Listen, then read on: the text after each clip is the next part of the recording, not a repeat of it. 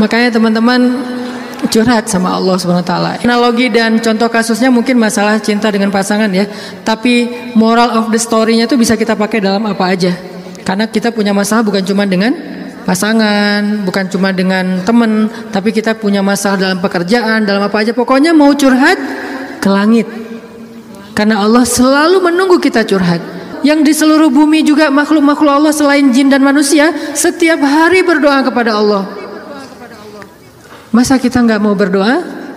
Kulla yaumin huwa fi sya'n wa la ya'uduhu hifdzuhuma. Curhat sama Allah. Akhirnya Khawlah udah selesai datang ke Nabi. Kalau bahasa kita kayak ngejapri ke Nabi gitu. Nabi bilang, kamu sama suami kamu sudah haram selama-lamanya. Karena zihar itu adalah tradisi Arab jahiliyah. Kamu buat saya seperti ibu. Itu tradisi Arab jahiliyah yang nggak baik banget. Sangat-sangat tidak adil kepada perempuan. Jadi ini salah satu ayat bukti bahwa Al-Quran itu benar-benar turun untuk mengangkat kehormatan perempuan. Karena tradisi Arab jahiliyah, kalau dia udah mulai bosan sama istrinya, langsung dia ceraikan seumur hidup. Kenapa seumur hidup? Biar nggak dapat waris, biar nggak ada tanggung jawab apa-apa, nafkah segala macam. Kan curang banget kan? Dinikahi ketika muda, pas udah tua diceraikan tanpa ada harapan warisan dan nafkah lagi selama-lamanya. Ternyata Khawlah nggak berhenti dengan bertanya kepada Nabi doang. Dia minta kepada Allah. Tadinya nggak ada loh fikih zihar di dalam Islam tuh nggak ada. Nggak ada syariat hukum tentang bab zihar di dalam Islam. Baru ada setelah Khawlah curhat. Jadi bisa dibilang beberapa syariat Islam itu muncul hasil dari curhat-curhat para hamba. Apa arti al-mujadilah? Perempuan yang sedang curhat. Ini surat curhat di dalam Al-Quran. Akhirnya turun ayat. Allah sudah mendengar pembicaraan kalian berdua. Allah tahu banget isi japri-japrian kalian. Kemudian Allah mengatakan zihar itu adalah dosa besar. Dan orang yang melakukan zihar tidak berlaku untuk istrinya. Tapi dia wajib menebus dosa itu dengan cara berpuasa 2 bulan berturut-turut. Suami dari Khawlah orang yang sudah sangat tua. Nabi panggil dia ke sini. Akhirnya sahabat nyari-nyari dia, dipanggil ke rumah Nabi. Kemudian Nabi mengatakan, sudah turun ayat tentang masalah kamu dengan Khawlah. Allah nggak redha dengan apa yang kamu lakukan kepada Khawlah. Akhirnya dia dimarahin sama Nabi. Kemudian Nabi mengatakan, ya Rasulullah, saya sadar, saya insaf, saya taubat. Terus gimana menebusnya ya Rasul? Kata Nabi, berpuasalah 2 bulan berturut-turut. Dia bingung. Rasul, saya ini laki-laki yang sudah tua. Jangankan 2 bulan berturut-turut, sehari aja batal. Nggak boleh batal sehari aja, nggak boleh. Kalau batal sehari nggak bisa besok dilanjutkan, nggak bisa, langsung mulai dari nol. Ya Rasul, saya puasa sehari aja nggak kuat, gimana 2 bulan? Rasul mengelus dada kemudian mengatakan, ya udah kalau gitu beri makan 60 orang miskin. Ya Rasul, nggak ada orang yang lebih miskin di daerah sini daripada saya. Akhirnya Nabi ngambil beberapa karung korma, dikasih ke dia, ngasih makan ini untuk keluargamu. Ini juga menjadi dalil gimana Islam itu agama yang sangat-sangat toleran. Allah pengen memudahkan kalian, Allah nggak pengen menyusahkan kalian. Semua syariat Islam itu adalah memudahkan kita, nggak ada yang menyusahkan kita. Semua syariat Islam itu gampang, simple, mudah, nggak ada yang susah. Salah satunya adalah menikah, itu mudah banget. Mana Ustadz? Buktinya masih banyak yang masih sing. Berarti bukan Allah yang menyusahkan pernikahan, calon mertua tuh. Nah Allah mah memudahkan kan ya. Bayangin pernikahan itu kan simple ya. Akad nikah sederhana kan. Yang cuman saya nikahkan putri saya terima putri bapak dengan mahar sekian dibayar tunai, sah. Akhirnya berubahlah status berduaan apalagi dan seterusnya apalagi dosa aja isinya. Sekarang berubah. Memandang aja berpahala. Apalagi ya. Memandang aja berpahala, kebayang gak tuh? Memandang pasangan itu sama kayak memandang Ka'bah. Duduk sambil ngeliatin Ka'bah itu pahalanya kayak 2 rakaat sholat loh. Sholat mutlak. Berarti memandang istri yang lagi rempong sama dengan 2 rakaat sholat mutlak. Baru memandang gimana menyentuh, gimana mengecup keningnya, gimana memeluknya, gimana dan gimana. Ibadah sholat mudah banget, nggak bisa berdiri, duduk, nggak bisa duduk, berbaring. Nggak bisa sholat tepat waktu, dijamak. Nggak bisa menjamak, dikosor, dikodok. Kenapa dikodok? Soalnya ketiduran. Yang penting jangan istiqomah. Masa mengkodok istiqomah ya? Jam 9 pagi, sholat apa itu? Qadha subuh. Sekalian dijamak dengan duha. Istiqomah udah setahun kayak gitu. Nah ini kayak misalnya kita pulang malam belum isya nih. Tadi pas isya pas lagi di jalan macet-macetan, sampai di rumah capek banget mandi segala macam makan, akhirnya ketiduran. Lupa kalau kita belum salat isya, bangun-bangun subuh, oh iya ya semalam saya belum isya. Gak apa-apa, lakukan ketika kita ingat. Karena itu lupa atau nggak sadar atau nggak tahu ilmunya. Balik lagi, akhirnya Allah turunkan ayat untuk ngebela Khawlah bintu Sa'labah. Kenapa? Curhat kepada Allah. Jadi butuh cinta, butuh ditambahkan rasa cinta, butuh diharmoniskan perasaan cintanya, minta kepada Allah karena cinta itu dari Allah Subhanahu wa taala, bukan dari makhluk. Hati kita itu ada di antara jemarinya Allah, ada di dalam genggamannya Allah. Kadang-kadang kita sendiri nggak berkuasa untuk nolak apa yang diinginkan oleh hati kita sendiri loh. Dan saya ngebuktiin banget. Saya sering bilang saya itu bukan tipe istri saya banget. Ada 4 hal yang istri saya nggak mau, 4-4-nya ada di saya. Ketika sebelum ketemu saya pokoknya saya nggak mau ini. Aduh nggak mau banget deh, nggak banget deh. Makanya jangan gampang nyumpahin ya. Nanti malah dikasih seperti yang kita sebutin.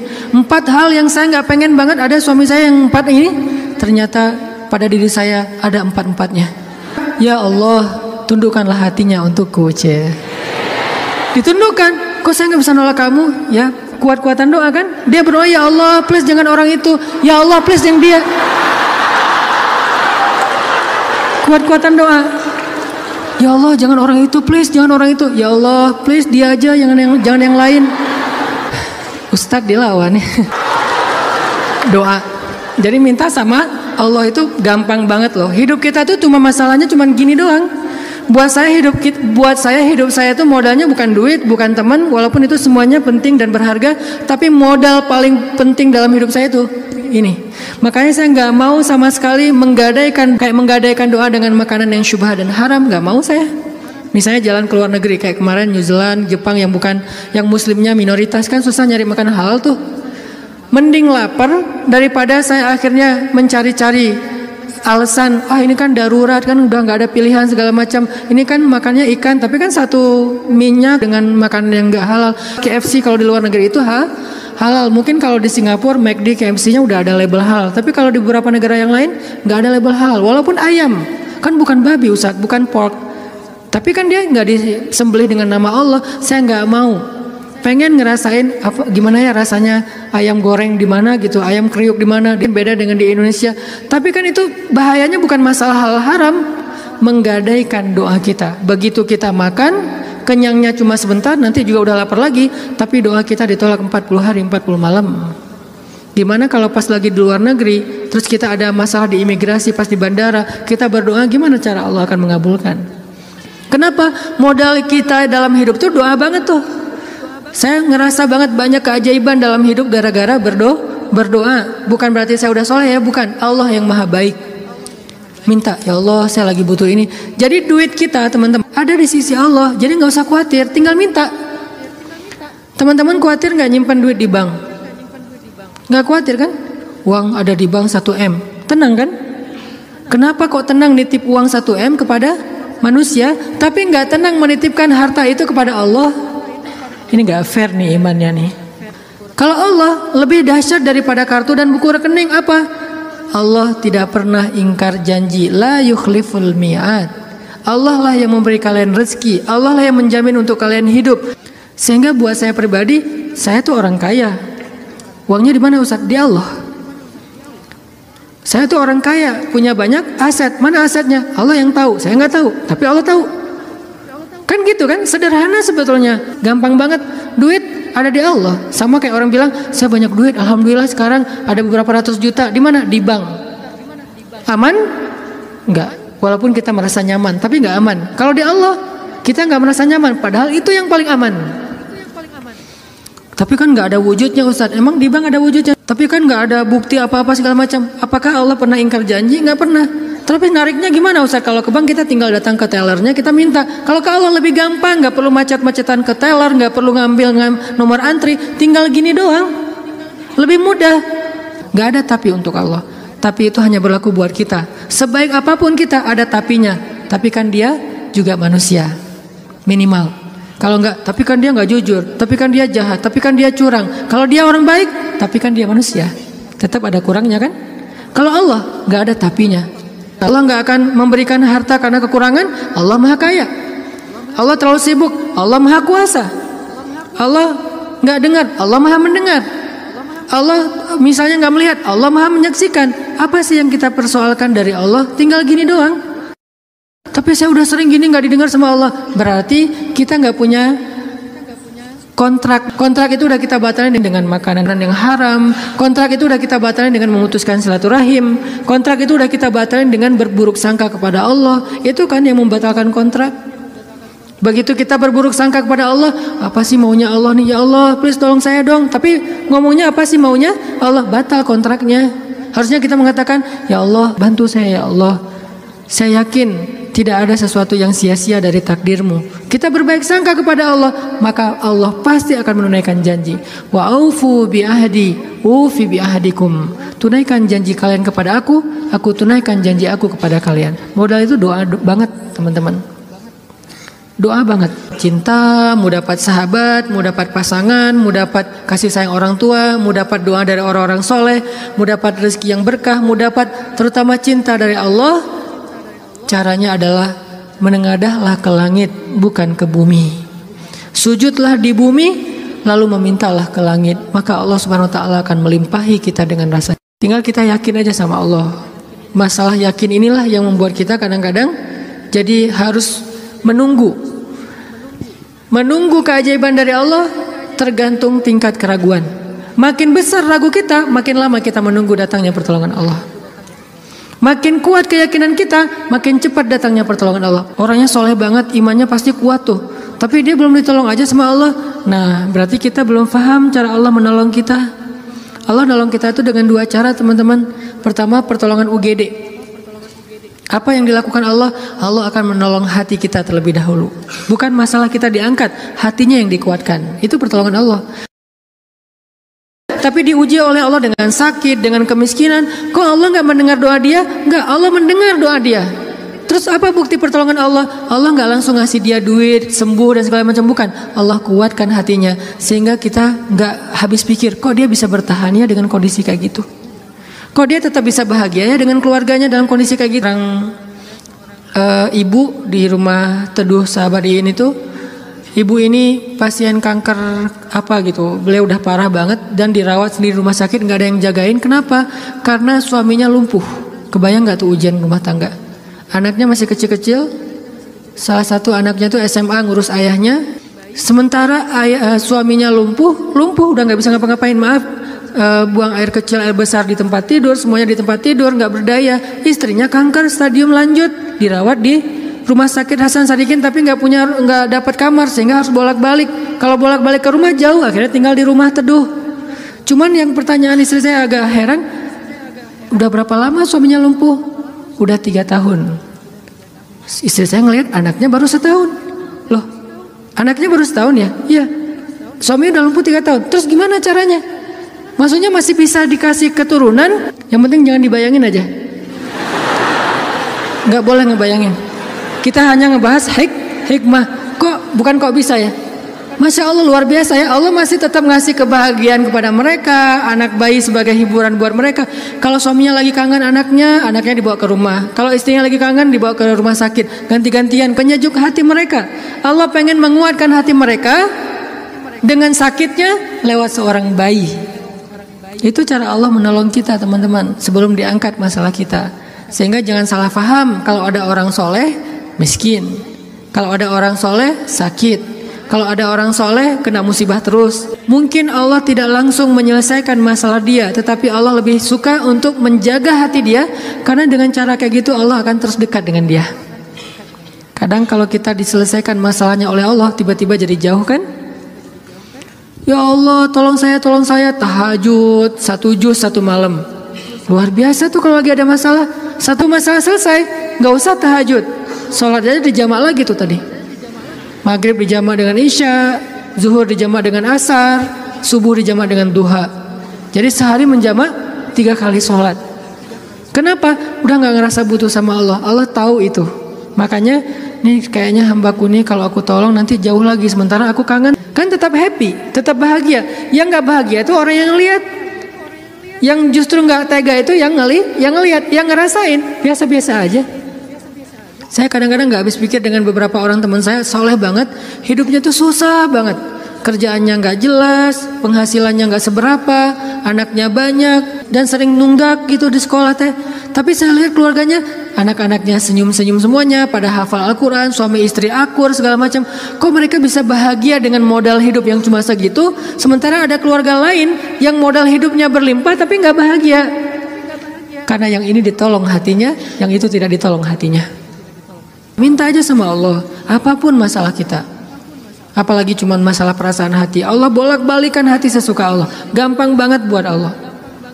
Kadang-kadang yang saya cerita, ketika kita terbesit dalam hati aja Allah wujudkan kan. Kayak ada seorang ibu di Dumai, cuman terbesit di hati, gak ngomong loh. Tiba-tiba saya kepikiran pengen ke Dumai. Kenapa Ustaz? Gak tahu, pengen aja ke Dumai. Akhirnya kita ngumpulin tuh daftar yang ngundang di seluruh Indonesia, terus kita yang nentuin mau kemana. Ke Dumai ah. Akhirnya nentuin beli tiket ke Dumai, walaupun sebetulnya jadwalnya tuh rush banget loh. Jadi jadwalnya tuh sangat padat, tapi bela-belain ke Dumai. Kenapa? Allah yang menuntun hati saya, menggerakkan hati saya untuk datang ke Dumai. Begitu saya sampai di Dumai, ternyata Allah men-setting beliau yang menjemput kita di bandara, lalu satu mobil, kata beliau, inilah batin saya sebulan yang lalu. Allah ngasih bukan cuma di sebuah talim, satu mobil bisa curhat masalahnya. Bukan saya soleh, bukan, dianya yang solehah. Allah yang maha baik. Dan kita bisa banget. Jadi kalau orang bisa datang ke kita lewat doa, berarti jodoh juga bisa datang ke kita lewat doa. Tinggal kuat-kuatin aja doanya kayak tadi. Saya pernah satu raudhah dengan seorang calon pejabat ya. Satu raudhah, dia lagi umroh, saya juga lagi umroh. Kita satu karpet hijau tuh raudhah. Kebenaran saya tahu beliau dan gak setuju dia menjabat karena banyak mudaratnya daripada manfaat. Dan saya tahu karena mau menjabat waktu itu, dan saya tebak-tebak aja nih kayaknya doanya supaya dia dipilih nih. Dia doa di sebelah saya juga doa di sebelah dia. Saya doanya pas dengerin kayaknya khusyuk banget doanya, nangis-nangis itu. Ya Allah, tolong jangan kabulkan doa orang di sebelah. Ya. Karena mudaratnya lebih banyak, saya nggak rela banget dia yang berkuasa karena bahaya banget. Jelas doa itu yang paling luar biasa. Sama kayak kita menjalani hidup, ada masalah dikit tinggal gini kan. Sama kayak kita ada asuransi, ada masalah dikit tinggal klaim. Cuman ngeklaim asuransi kan lama nih. Kita harus bayar 200.000 dulu, kita harus ada prosesnya dulu. Kalau ke Allah, kenapa kita ngeluh? Kok lama banget ya Allah, kok lama banget? Enggak, kalau kita yakin akad kita dengan Allah di sini, makin kuat di sini, makin cepat Allah menolong kita. Dan itu ajaib banget. Saya nolak kalau misalnya Allah mau mendatangkan sesuatu dalam hidup saya, gimana pun ditolak tetap akan datang, tetap akan ketemu. Alam yajidka yatiman fa'awa wa wajadaka dhallan fahada wa wajadaka ailan fa'aghna. Itu yang jadi modal kita. Bukankah dulu kita pernah ngalamin masa-masa sendiri, kemudian Allah beri kita keluarga, masa-masa ketika kita bingung Allah beri kita petunjuk. Fa ammal yatima fala taqhar wa ammas sa'ila fala tanhar wa amma bi ni'mati rabbika fahaddis. Apa maksud wa amma bi ni'mati rabbika fahaddis? Nikmat Tuhanmu itu dibicarakan. Maksudnya apa? Untuk membuat kita makin yakin sama Allah. Ya, dulu kan Allah pernah nolong kita. Dulu kita pernah lapar, Allah yang beri kita makan. Dulu kita pernah bingung di sebuah kota mau kemana, Allah kasih kita tempat tinggal. Dulu kita pernah bingung sendiri, Allah kesepian sendiri, Allah kasih kita keluarga. Itu yang dibahas untuk tajdidul iman, memperkuat iman kita kepada Allah Subhanahu wa taala. Jadi kesimpulannya teman-teman, bahwa kita butuh apa aja mintalah sama Allah, termasuk cinta. Jangan begging kepada manusia, karena itu akan menjatuhkan harga diri kita. Kalau mau begging, mengemislah kepada Allah Subhanahu wa taala. Makin kita mengemis kepada Allah, makin Allah angkat derajat kita. Makin mengemis makin mulia. Kalau ke manusia makin mengemis makin hina. Mudah-mudahan ini menjadi booster buat kita, bukan hanya dalam masalah pernikahan, tapi juga dalam semua masalah hidup kita. Dan la tahzan, innallaha ma'ana. Gak usah khawatir. jangan sedih, jangan putus asa. Allah itu selalu bersama kita. Kenapa kita tidak mengandalkan ini?